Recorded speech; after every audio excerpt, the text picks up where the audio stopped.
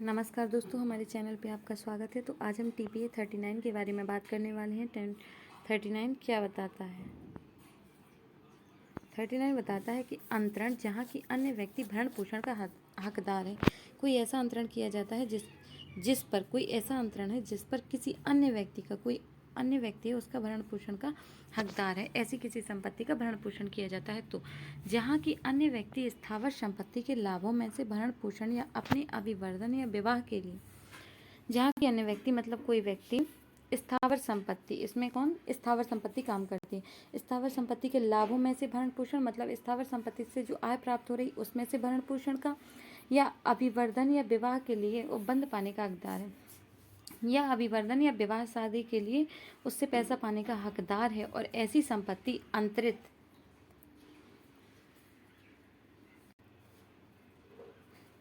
की जाती है, वहां उस अधिकार को अंतरित के विरुद्ध प्रवृत्त कराया जा सकेगा। वहां वह संपत्ति अंतरित की जाती है जिस पर अभिवर्धन का, भरण पोषण का और विवाह के लिए पैसा प्राप्त करने का हकदार था। ऐसी संपत्ति को अंतरित किया जाता है। ऐसी संपत्ति को अंतरित किया जाता है तो अंतरित के विरुद्ध, जिसे अंतरण किया गया है, मतलब अंतरित के विरुद्ध प्रवृत्त कराया जा सकेगा। क्या कराया जा सकेगा? प्रवृत्त कराया जा सकेगा यदि अंतरित को उस अधिकार की सूचना या अंतरण अनुग्राहिक है।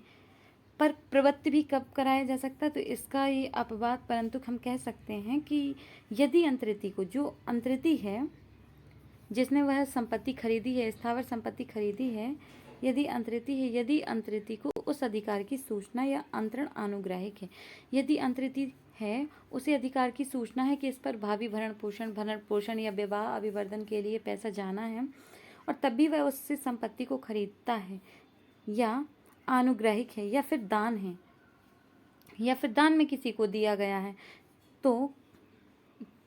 तो यदि अंतरित के विरुद्ध प्रवृत्त कराया जा सकता है, मतलब तो उसे प्रवृत्त कराया जा सकता है। अंतरित के विरुद्ध प्रवृत्त कराया जा सकता है कि मतलब जिसने खरीदी है संपत्ति वह उतना पैसा देने के लिए हमेशा लायबल रहेगा, परंतु कब? यदि उसे अधिकार की सूचना होती है कि इससे भरण पोषण जाता है, या उसे दान में वो चीज़ दी गई है। किंतु इसका किंतु बताता है, किंतु उस अंतरित के विरुद्ध नहीं जो साप्रतिफल है। इसका प्रवर्तन कहाँ नहीं कराया जा सकता? उस अंतरित के विरुद्ध नहीं, मतलब किसी ने कोई ऐसी संपत्ति बेच दी है जिस पर भरण पोषण, अभिवर्धन या विवाह के लिए कंडीशन थी और बाध्यता थी, तो उस वाली संपत्ति को बेच दिया गया है, और उस जिसे बेचा है उसने साप्रतिफल उस चीज़ को खरीदा है, मतलब प्रतिफल पैसा देकर खरीदा है, और उसे उस चीज़ की सूचना नहीं थी, जैसे उस अधिकार की सूचना नहीं थी, और उसके हाथ में किसी संपत्ति के विरुद्ध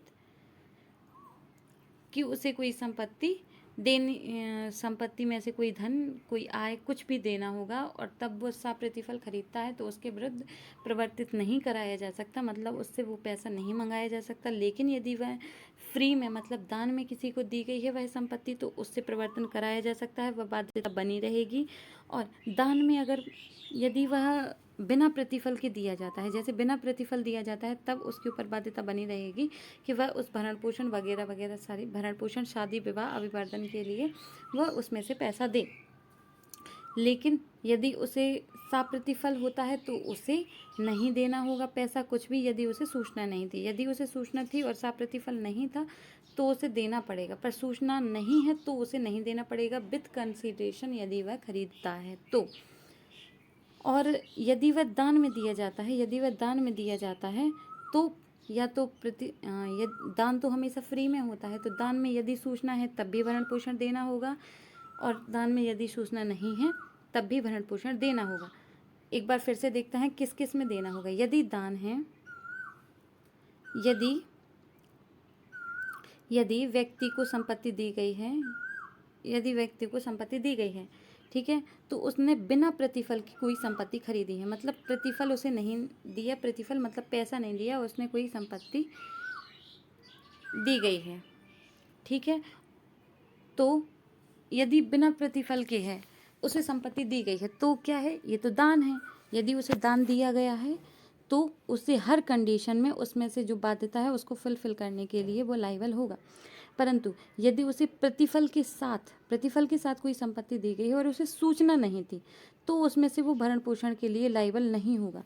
लेकिन यदि उसे संपत्ति दी जाती है और उसके साथ सूचना भी दी जाती है कि इस पर भरण पोषण के लिए वो लायबल रहेगा, और तब भी वह संपत्ति खरीदता है, तो भी वो उसके लिए बाध्य है कि वह उस संपत्ति में से जो पैसा आय अर्न होगा वो विवाह, अभिवर्धन या उसके लिए उसे देना होगा।